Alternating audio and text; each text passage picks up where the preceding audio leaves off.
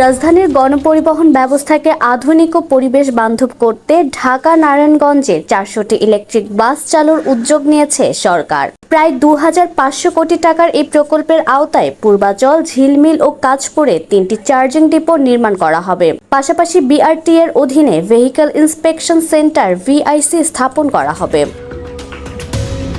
প্রকল্পের মোট ব্যয়ের মধ্যে বিশ্বব্যাংক ঋণ হিসেবে 2135 কোটি টাকা এবং সরকার 365 কোটি টাকা দেবে। Dhaka transport coordination authority DTCA 2030 সালের মধ্যে প্রকল্পটি বাস্তবায়নের লক্ষ্য নির্ধারণ করেছে।